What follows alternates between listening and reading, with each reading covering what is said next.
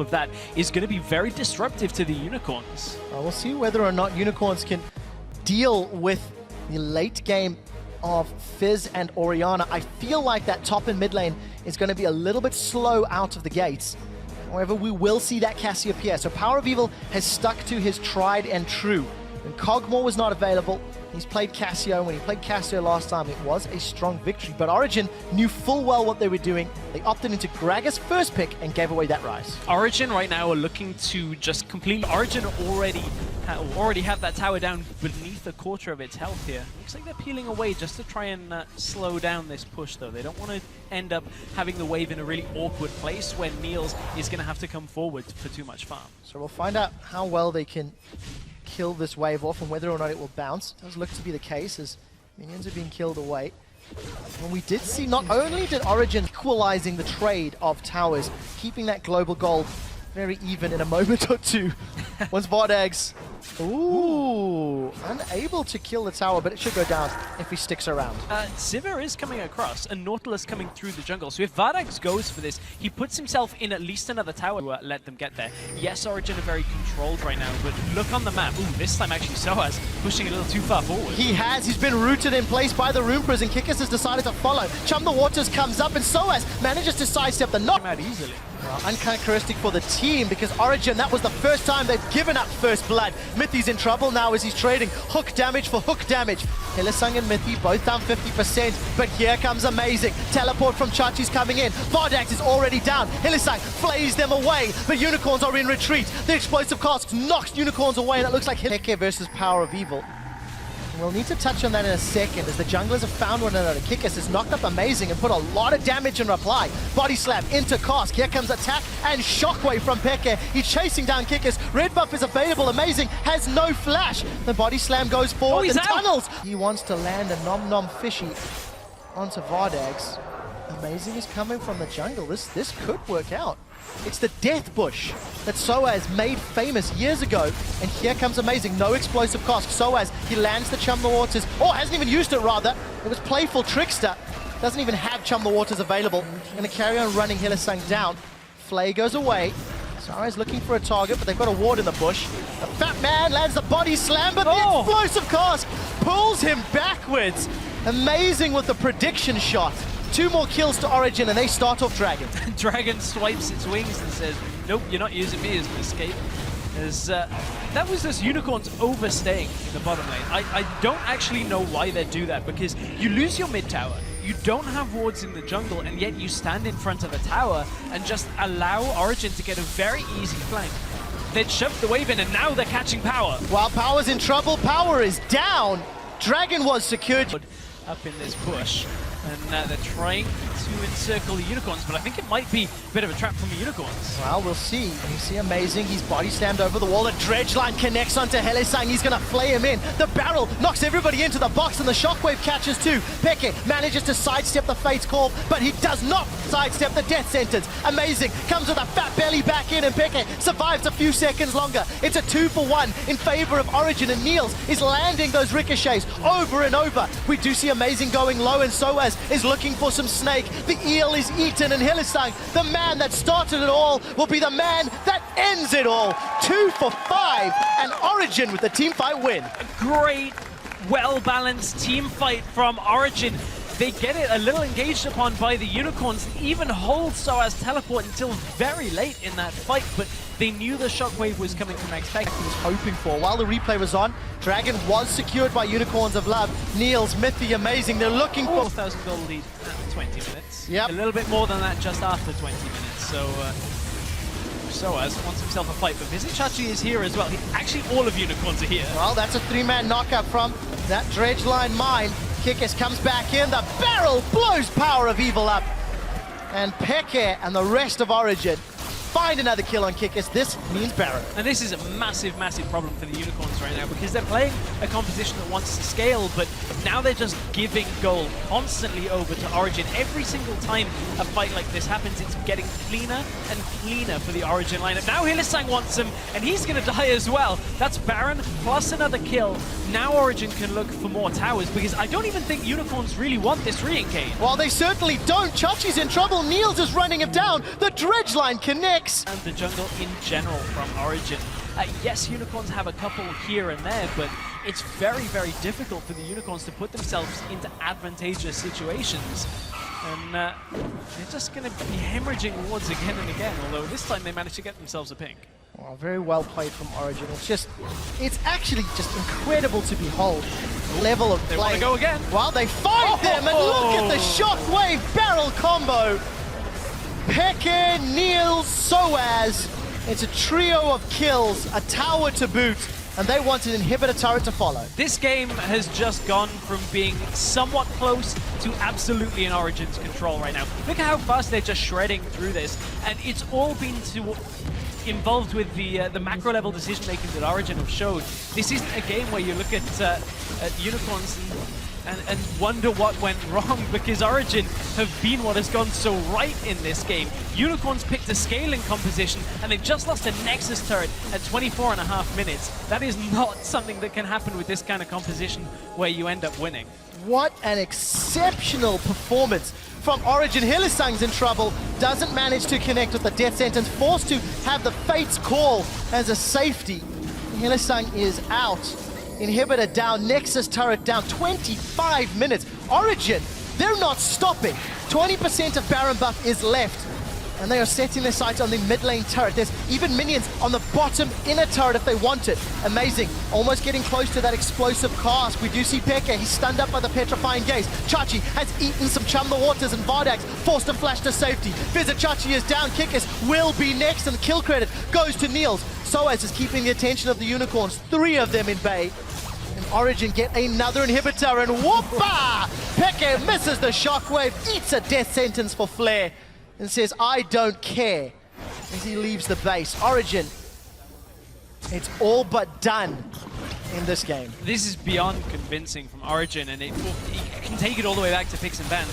Origen said, we will give Unicorns their comfort champion. He's Fnatic, and we'll see if both of those teams can make it into the matchup undefeated. Still a lot of game to be played. This one though, 14,000 gold. The Righteous Glories pop, on the hunt pop. We see the depth charge going out, the barrel going wide. xAchi's the first one to be focused, but it's power that gives up his life. The depth charge, and the dredge line rather, connecting. 3 more kills for 3 more carries. soaz, xpeke, niels ring up just a couple more. They close the game at 28 minutes. Origen 5-0. There's not a whole lot to say after a victory like that, if I'm being honest, when it comes to, you know, what could have gone differently. Origen just macro level, they're almost on another tier right now. When you look at how they're playing this game out and what they're giving away and what they're taking in return from it, I'm incredibly impressed, because it's something I didn't see casting them all the way through spring in Challenger. It was the big question. Can they transfer that to beating top LCS teams? And as you said, 4th are down, 3rd are down, now 2nd are down from spring split. Origen, they are making a big, big case for themselves for summer split. Origen seemed to be the super team everybody was expecting out of other teams. I mean, hard looks on the faces of the Unicorns of Love, because it's been a long time since they've been handed a defeat this heavy. Yeah. Unicorns of Love seldom look this out of sorts, but for Origen, for Leduc, we heard the pregame. Unicorn. Thank you so much, guys. Yeah, amazing. Back in Europe, back in form, back on our desk as well, and joined by soaz after, well, Origen's gone 5-0 now, racking up to be really impressive so far. But in this game versus Unicorns of Love, who we know tend to throw some curveballs rather at times. Amazing. I'd love to have your take on picks and bans and how it ended up. So our main objective when we play versus Unicorns, a team that really plays well around the mid lane, is just to take them out to a certain extent. I feel like powerofevil is basically like the cornerstone of the team, and if he's unable to basically like poke out enemies with his like famous Varus, famous Kotma, whatever it is, they just seem to fall apart, because they just don't have the insane scaling come in the mid lane. They get outscaled in mid lane, or maybe equally scaled, and hence they can't play on power spikes as well as they want to. And that was basically our main concern, and we managed to execute properly. I feel like xpeke did a phenomenal job just neutralizing that lane, because in my head the Cassiopeia-Orianna matchup feels slightly favored to a Cassiopeia, but he kept even in CS, even slightly ahead. Is that something xpeke is just really good at in recent games for you guys, just like neutralizing mid lane, and then the rest seems to fight 4v4 until he eventually joins the fight. I think xpeke is really good at doing this kind of job when there's like a farming lane or not so edgy matchup, like when he don't play into Fizz or this kind of assassin champion. Yeah. He tend to do a lot better, like farming. Yeah, he always have so much CS and deny the other mid laner from roaming and things like this. So in the early game, right, if you go past picks and bans, you guys tried to focus the top side of the map a bit because you swapped away, I guess, I imagine, to keep that Ryze a little in a weaker state, but then went back up there and it didn't really go all right. Were you guys afraid at any point that the Ryze would start snowballing? I played one time the matchup, Fizz into Ryze, and I thought it was fine as long as I have the long lane, because Ryze can get gank, he don't have so much mobility compared to Fizz that it's really hard to gank him even though I have smite. So the only problem is that we made a play on top when the Rek'Sai was there and we didn't really expect it, and Cassio moved a bit before than xpeke as well. So he didn't being bad and Maurice died. But, Peter? All right, so the biggest question is, so we can get the first replay on your screen right now, and this is where soaz goes to the bot lane, and I was just wondering, is this part of the Fizz game plan, or was this a reaction to the Ryze starting to snowball? Why were you ending up the bot lane? And we can roll the clip in the meanwhile. I went into the bush first because I wanted to farm the wave, but they ended up pushing the turret for some reason.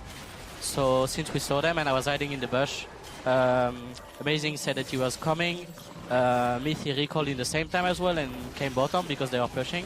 And we ended up having 2 kills and Drake, I believe, at this point. Yeah, almost gets away, but you guys managed to kill him. It took a while before the actual team fight started happening, which would tell a lot about the game. We're going to get the second replay up on the screen because it is a team fight in the mid lane that you guys ended up winning, but it seemed pretty close from our perspective. So Amazing, I'd love to know from your side, kind of, like, did you know the teleport was coming in? Did it come in too late for you? And when did you know that you had this fight? We can roll the clip. Okay, so basically our thought process is that we have TP up and we communicate that we want to have the TP coming in.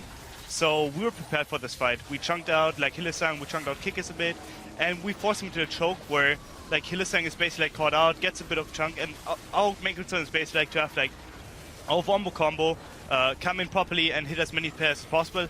And therefore like I tried to zone him with my ultimate into the wombo combo and overall just like force them into little areas where they can't really like evade the Oriana QW combo or even QWR, and the Fizz afterwards coming in with a TP is basically just like underlining that we just really were stronger at this point than they were, and we're in a better position on that team fight. Did you at any point think you were going to lose that fight? No, never. Never?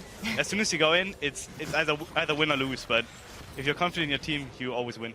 All right, you always win. Well, that seems something that has been, if we've been watching you guys' replays, you guys get so aggressive sometimes in the early game. And we had a tweet up from you saying, well, the NA scene just seems a little stale. People don't take those individual risks. But I do feel when we watch your guys' replays at times, the dives early, sometimes you get away with a sliver of health. You can't keep saying it's all calculated. What? Is it?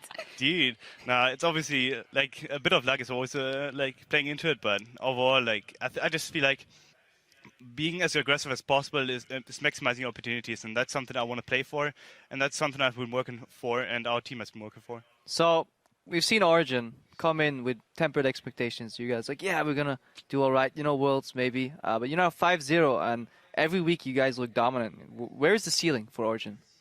I don't know. I didn't expect to be that big in the early of the season. Our main goal, as we said before, was not to be like top 1, top 2. Is to have a good season and try to improve as much as we can during the season. But I think that we have a lot of potential. yeah, you can say that word. We have a lot of potential, and I think we can do really well. Yep, you guys are looking scary so far. I think we can all agree on that. 5-0 so far. Thank you guys so much for joining us.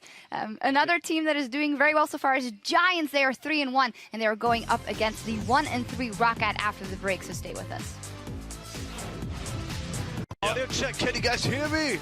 Hands up! Mayday. Put your hands up in the air! Put your hands up. It's a 2-for-1 in favor of Origen, and niels is landing those ricochets over and over. We do see Amazing going low, and soaz is looking for some snake. They have no flash Kalista, no flash Kalista, no flash Kalista.